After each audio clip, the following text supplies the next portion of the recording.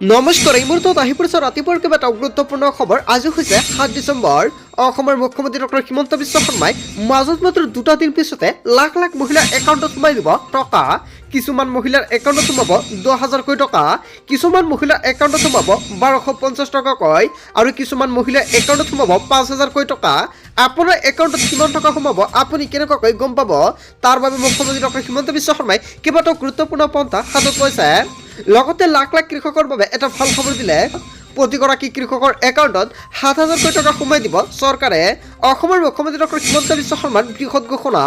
লগতে কেইবাটাও ৰাজনৈতিক খবৰৰ লগতে অৰাজনৈতিক খবৰ যুগুত কৰা হৈছে আজিৰ দিনটোত। গোটেই অসম তথা ভাৰতৰ বিভিন্ন প্ৰান্তৰ পৰা যুগুত হৈছে কেইবাটাও ডাঙৰ খবৰ। এনেবোৰ খবৰ নিতৌ পাই থাকিবলৈ চেনেলটি ছাবস্ক্ৰাইব কৰি ভিডিঅ'ৰ দুটা লাইক কৰিবলৈ নাপাহৰিব। আজিৰ আমাৰ প্ৰথম এক গুৰুত্বপূৰ্ণ খবৰ হৈছে অসমবাসীৰ বাবে এটা ডাঙৰ খবৰ। আজি অসমৰ মুখ্যমন্ত্ৰী ডক্টৰ হিমন্ত বিশ্ব শৰ্মাক হুংকাৰ প্ৰদান কৰিছে 1 কোটি মুছলমানে কঁপাব অসম।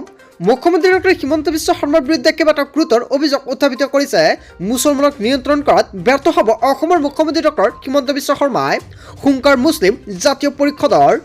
ইছলাম বিৰোধী সিদ্ধান্তৰ পৰা বিৰত থাকক চৰকাৰ, নহ'লে মুছলমানক নিয়ন্ত্ৰণ কৰাত ব্যৰ্থ হ'ব মুখ্যমন্ত্ৰী।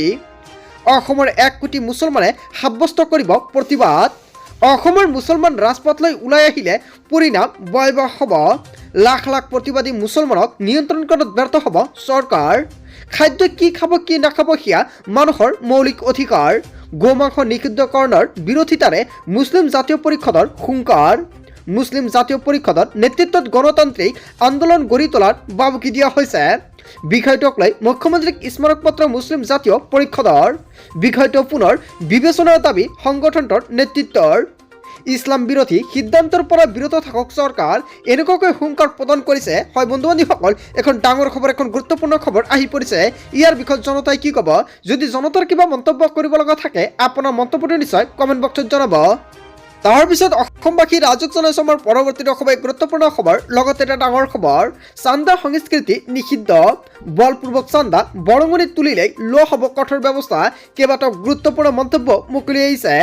বন্ধ হ'ল চান্দা সংস্কৃতি। এতিয়াৰ পৰা কোনো বলপূৰ্বক চান্দা বা দান বৰঙণি আদি তুলিব নোৱাৰিব। বলপূৰ্বক চান্দা উঠালেই বিপদত পৰিব সংগ্ৰহকাৰী। গোলাঘাট জিলা আয়ুক্তই জাৰি কৰিলে কঠোৰ নিৰ্দেশনা। ভাৰতীয় ন্যায় সংহিতা 163 ধাৰাৰ অধীনত জাৰি কৰা হৈছে এই নিৰ্দেশনা। যদি কোনো লোক বা দল সংগঠনে এইদৰে চান্দা তোলে লোৱা হ'ব ব্যৱস্থা। নিয়ম অমান্য কৰিলেই বিপদত পৰিব। কোনো উৎসৱ পাৰ্বণ বা সামাজিক অনুষ্ঠান আদিৰ নামত উঠাব নোৱাৰিব চান্দা।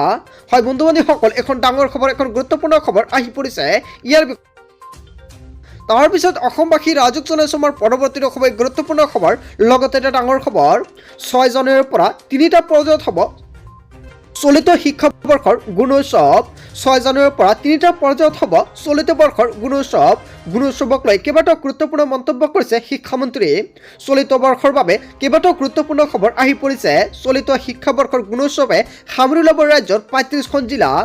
গুণোৎসৱৰ বাবে প্ৰথমবাৰৰ বাবে মুকলি কৰা হৈছে নিৰ্দিষ্ট পৰ্টেল আৰু শিক্ষামন্ত্ৰী ডক্টৰ ৰণোজ পেগুৱে মুকলি কৰিলে এই পৰ্টেল। 6 জানুৱাৰীৰ পৰা 3টা পৰ্যায়ত হ'ব চলিত শিক্ষাবৰ্ষৰ গুণোৎসৱ আৰু কিমান তাৰিখৰ পৰা হ'ব আপোনালোকে নিশ্চয় সম্পূৰ্ণকৈ জানিলে। লগতে কেইটা পৰ্যায়ত হ'ব, 3টা পৰ্যায়ত হ'ব গুণোৎসৱ আৰু কিমান তাৰিখত হ'ব সবিশেষ জানিব পাৰিব। তাৰপিছত অসমবাসী ৰাজক জনাইছে আমাৰ পৰৱৰ্তী এক গুৰুত্বপূৰ্ণ খবৰ। লগতে এখন ডাঙৰ খবৰ, অসমৰ মুখ্যমন্ত্ৰী ডক্টৰ হিমন্ত বিশ্ব শৰ্মাই কেইবাটাও গুৰুত্বপূৰ্ণ পন্থা হাতত লৈছে। লাখ লাখ লোকে ঘূৰাই দিব লাগিব ৰেচন কাৰ্ড আৰু অৰুণোদয় আঁচনি। চৰকাৰে আৰম্ভ কৰিব জোৰদাৰ তদন্ত। অসমৰ মুখ্যমন্ত্ৰী ডক্টৰ হিমন্ত বিশ্ব শৰ্মা চৰকাৰে কেইবাটাও গুৰুত্বপূৰ্ণ সিদ্ধান্ত গ্ৰহণ কৰিছে অৰুণোদয় আৰু ৰেচন কাৰ্ডক লৈ। লাখ লাখ লোকে ঘূৰাই দিব লাগিব ৰেচন কাৰ্ড আৰু অৰুণোদয় আঁচনি। চৰকাৰে আৰম্ভ কৰিব জোৰদাৰ অভিযান। পৰিয়ালত 5জন সদস্য থাকিলেহে ৰেচন কাৰ্ড আৰু অৰুণোদয় আঁচনিৰ সুবিধা লাভ কৰিব। অৱশ্য নিঃসন্তান দৰিদ্ৰ পৰিয়ালে লাভ কৰিব ৰেচন কাৰ্ডৰ সুবিধা। বহু লোকে একেলগে লাভ কৰিছে বহুত অসুবিধা। যদি আপোনাৰ ঘৰত ৰেচন কাৰ্ড 2টা বা 3টা আছে তেন্তে আপোনাৰ বাবে এখন ডাঙৰ খবৰ। বহু লোকে একেঘৰতে ৰাখি থৈছে 2ৰ পৰা 3খন ৰেচন কাৰ্ড। তেনেলোকে ঘূৰাই দিব লাগিব ৰেচন কাৰ্ড। অৰুণোদয় আঁচনিৰ বাবে বহু লোকে ৰেচন কাৰ্ডক লৈ সংঘটিত কৰিছে দুৰ্নীতি। পৰিয়ালৰ পৰা বিচ্ছিন্ন কৰি লোৱা হৈছে এই ৰেচন কাৰ্ড আৰু গোৱালপাৰা ধুবুৰী হাইলাকান্দি আদি অঞ্চলত ধৰা পৰিছে বহু বিসংগতি।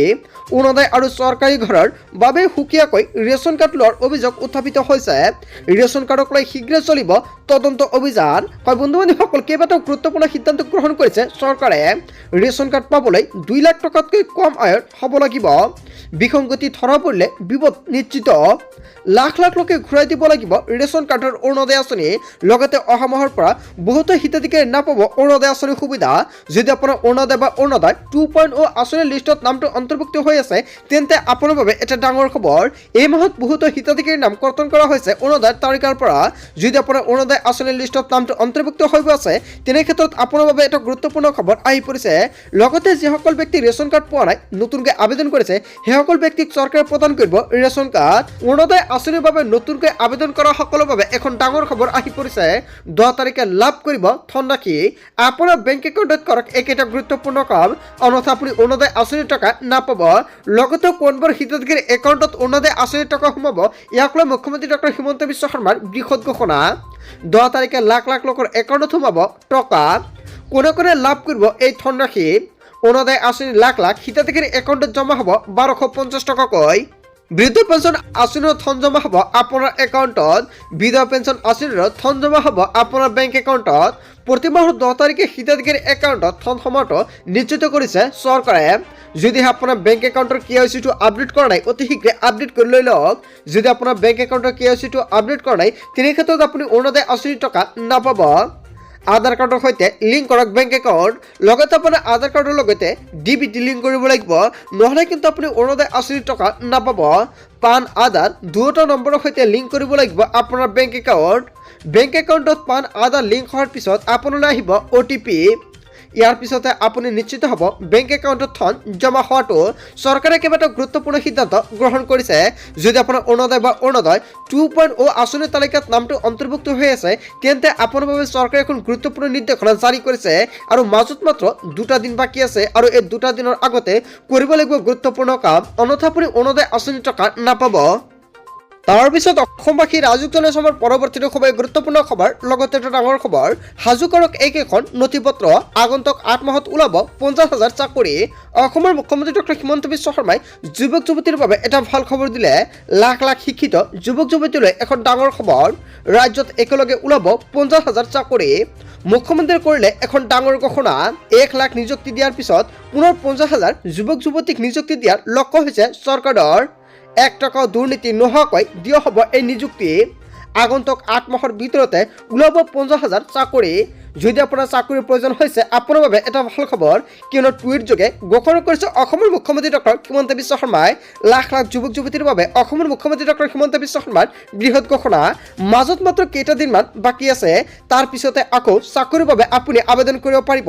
তাৰ পিছত অসমবাসী ৰাজুক জনাইছে আমাৰ পৰৱৰ্তীটো খুবেই গুৰুত্বপূৰ্ণ খবৰ। লগতে এটা ডাঙৰ খবৰ, স্মাৰ্ট মিটাৰত আগতকৈ বিদ্যুৎ বিল বেছি আহিছে নেকি?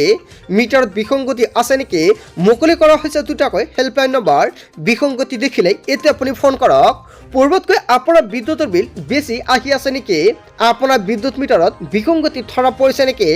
APDCLৰ তৰফৰ পৰা গ্ৰাহকলৈ কৰা হৈছে ডাঙৰ ঘোষণা। স্মাৰ্ট মিটাৰ সন্দৰ্ভত যিকোনো সমস্যাৰ বাবে মুকলি কৰা হৈছে ফোন নম্বৰ। বিদ্যুৎ বিল বেছি হোৱাক লৈ আপুনি প্ৰশ্ন কৰিব পাৰিব। যদিহে আপোনাৰ অধিক বিদ্যুতৰ বিল দিবলৈ বাকী আছে সেয়া সহজতে পৰিশোধ কৰিব পাৰিব। 2টাকৈ নম্বৰ মুকলি কৰিছে APDCLে। নম্বৰ 2টা হৈছে অনলাইন অন টু আৰু আনটো নম্বৰ হৈছে চাওক, ইয়াতে সম্পূৰ্ণকৈ আপুনি নোট কৰি ৰাখক। 7575999666 নম্বৰত আপুনি যোগাযোগ কৰিব পাৰিব। এইকেইটা নম্বৰ এতিয়া আপুনি ছেভ কৰি ৰাখক। এই নম্বৰত হোৱাটছআপ যোগেও আপুনি দিব পাৰিব পৰা সমস্যাৰ সমাধান। লগতে support@apdcl.org আপুনি ইমেইল কৰিও জনাব পাৰিব আপোনাৰ সমস্যাৰ কথা। কেইবাটাও গুৰুত্বপূৰ্ণ পন্থা হাতত লৈছে APDCLে। যদি আপোনাৰ ঘৰত স্মাৰ্ট মিটাৰ আছে, আপোনাৰ ঘৰৰ মিটাৰত বিদ্যুৎ বিল বেছি আহিছে নেকি, তেন্তে আপুনি অভিযোগ দিব পাৰিব।